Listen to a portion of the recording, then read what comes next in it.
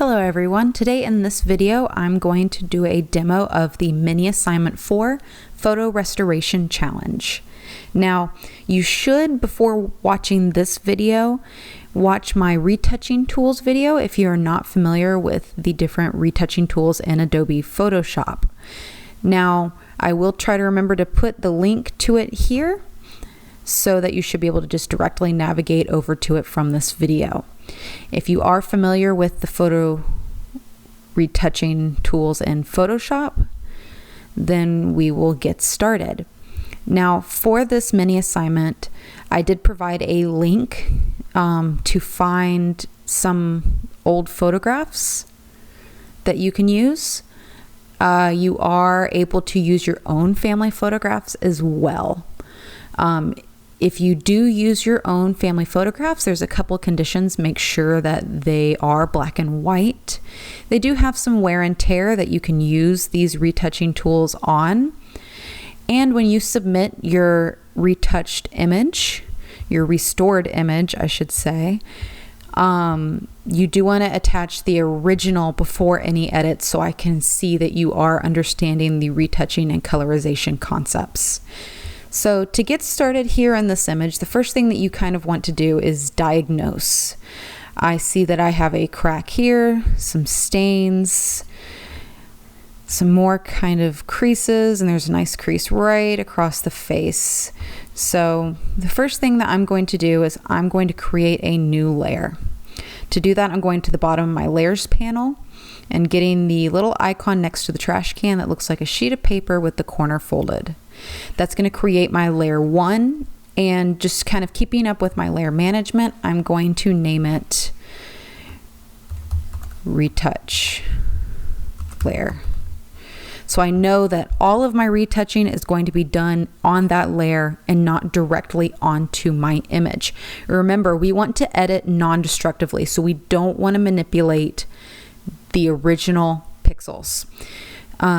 To make sure that you don't accidentally retouch on your original, make sure that you do have the little padlock next to it. If you do not have it, you can find the lock at the very top of your layers panel and it will lock. And I accidentally locked the wrong layer. Select the layer that you want to lock, click the lock, and now it has locked my layer. If I come over to my spot healing brush tool, it'll actually tell me I can't use it because the layer is locked. So I am unable to manipulate the original pixels. Great. So now I'm going to go to my retouch layer. I'm going to make sure that my sample all layers is checked. If not, make sure that it is checked. You can mess with the brush size. That's probably a good size now. I might bump it up just a little bit. I always kind of leave the hardness a little bit lower, probably about like a 15, so that it kind of gives a nice soft edge so that it blends neatly. So I'm just going to start getting these little imperfections out. Careful when I get close to the hair. And again, I'm using the spot healing brush tool. Kind of a pro tip for this, and I just noticed and you won't be able to see, is you might want to double check that your monitor is clean, just so that when you're doing these retouches, you're not like, oh, why can't I get this off? And then you realize it's just a speck on your monitor. Just happened to me. So double check that your monitor is clean before you start this assignment. I'm going to come here for this big stain, see if this spot healing brush tool can do this for me. Kind of did a big space. Oh, but did a pretty good job.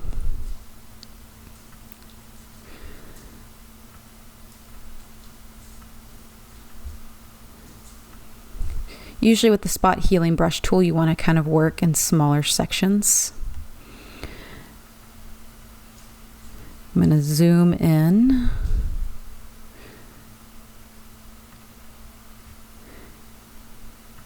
I think I'm actually going to move for here. I'm going to move over to my clone stamp tool.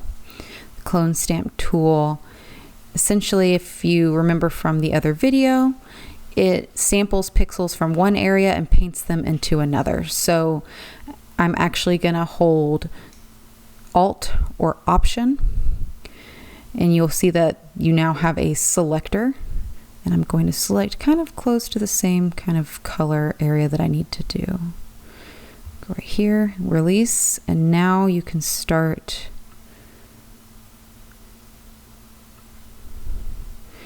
sampling and painting in. Sometimes you might need to use a combination of the tools as well, just to try to make it nice, smooth finish.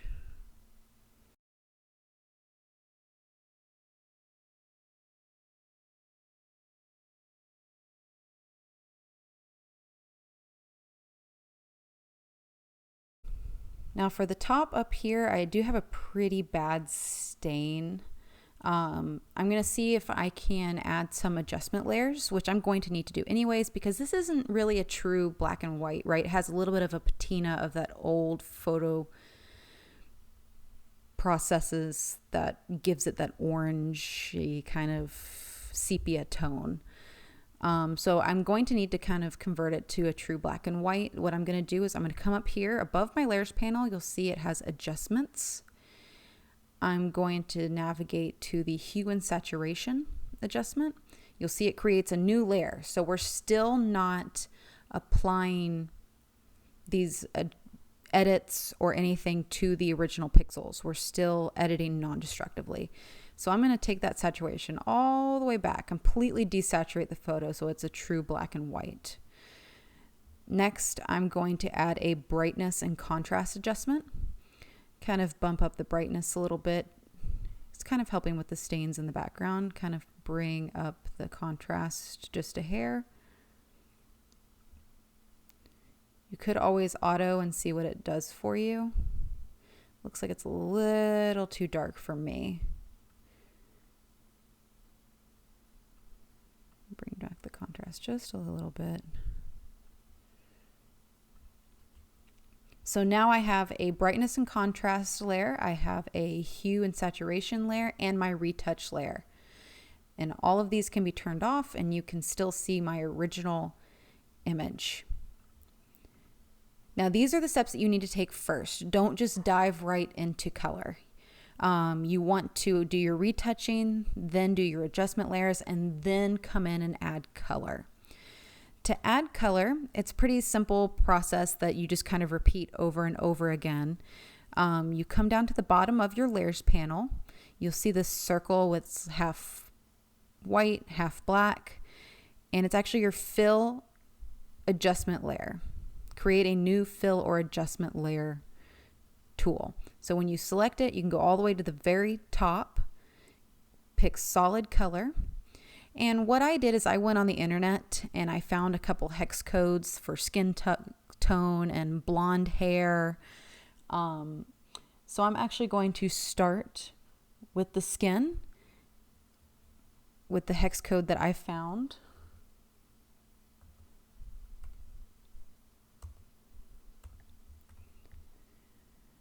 Okay, now what we need to do is create a layer mask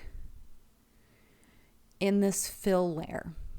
When you do add these fill or adjustment layers, it automatically generates a layer mask thumbnail. So you'll see the layer thumbnail, a link, and a layer mask thumbnail. When a layer mask thumbnail is white, that means that everything is showing in that layer. So right now it's white and the only thing we can see is that solid color. So what we need to do is we actually need to invert it so that we can paint in this color and gradually reveal this color layer. So I'm going to select the layer mask thumbnail, and I'm going to use a shortcut to invert it. That shortcut is Command-I or Control-I. So now that it's black, you see that it's hidden. So we want to come in with our paintbrush and paint white to start revealing that color. So I'm going to come over here to my paintbrush. Down here at the bottom, I need to make sure that white is on top of the black. So the foreground color is white, background color is black. I'm going to adjust my brush size. Again, same thing with the hardness as I mentioned before. A softer edge kind of lets your two colors blend when they meet. So I'm going to start painting. Now the blend mode is set to normal. You can do this two different ways. You can go ahead and paint everything in with it set to normal. So it's just going to be solid. There's no opacity, there's no pass through or anything. It's just a solid color. So I'm actually going to come over here, and when you are adding color and you're colorizing old images, rule of thumb, probably go straight to soft light. Soft light is going to be the most forgiving, and it's going to be the best with keeping your shadows and highlights while still turning the tone or hue of your image to what you need it to be. So I selected soft light, and I'm going to continue. Again, some of these things are workflow. If you would rather continue with just going normal blend mode so that you can see exactly where you're going so you don't miss any spots, that's fine. Or if you'd like to kind of see the magic of it turning the color of your layer that you're revealing, you can go straight for the soft light, and that's fine too. There's no right or wrong.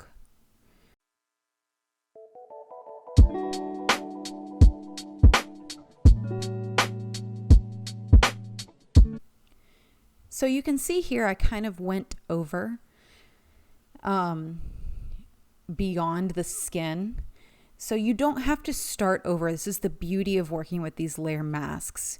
You can either come right here to these two arrows and switch your foreground color to black, which works like an eraser, or you can just go straight for your eraser tool. That's fine as well. So moving back to white, I can continue painting. If I need any other places, switch it over to black. Fix this edge, put it back.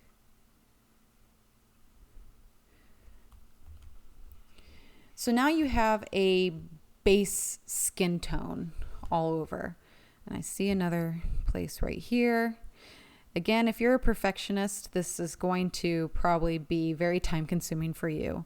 I'm actually going to label this layer Skin 1 because our skin has a lot of different tones to it. So I'm actually going to come back in and add a pink tone to kind of bring a little bit more warmth so it's not just like one solid tone. So to do that, I'm going to repeat the exact same process. I'm going to create a new fill layer, solid color,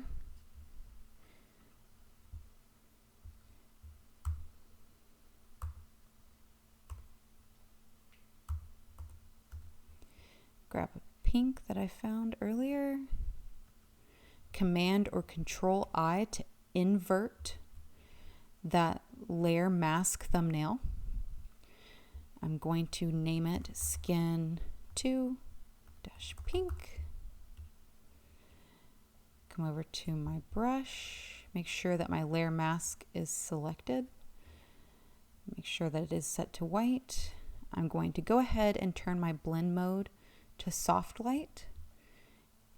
And ladies, if you're familiar with applying makeup, same kind of thing. You're going to add it to the cheek area.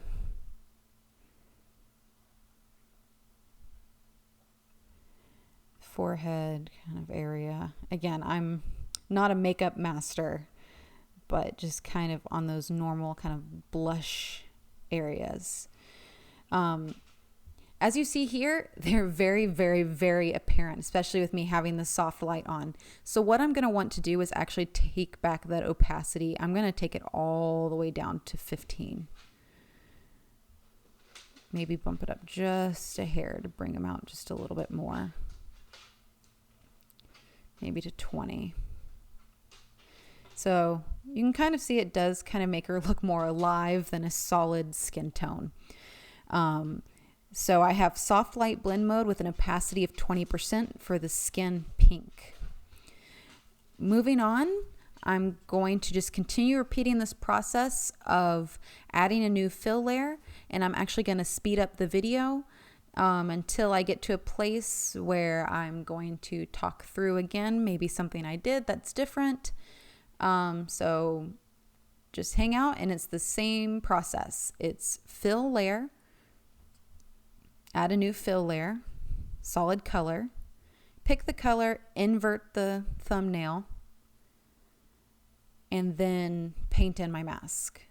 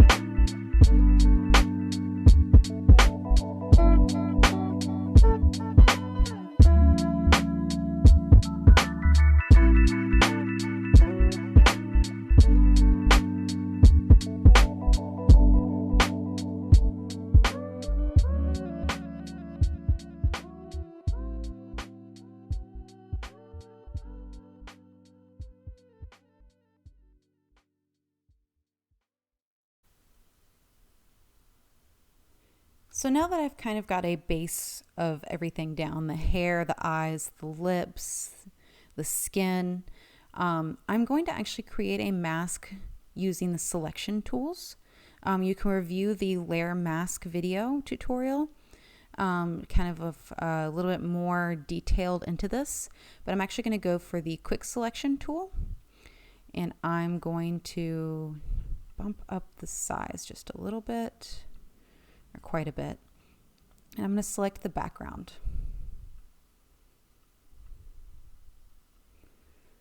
I'll need to come back in around the hair a little bit, subtract from selection.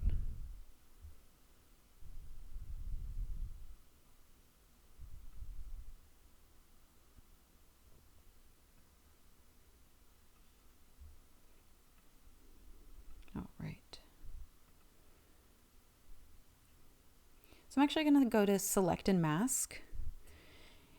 I'm going to feather that edge. So that'd be like using a soft edge on your brush. I'm going to kind of smooth out my selection as well. Okay. Now I'm going to create a new fill layer. While things are still selected, solid color, and it automatically applies my selection to the layer mask thumbnail. For the background, I think I'm going to complement the eyes and kind of go for a bluish background. Turn the blend mode to soft light. Looks like I did kind of forget this area here, so I'm going to select my layer mask thumbnail, come in with my paintbrush. I need to bump up that size a little bit because I was working on the eyes and lips. So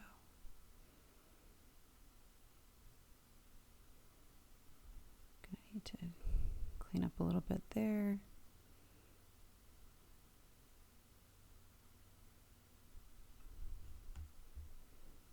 Switch to black. Erase where I accidentally got on the skin.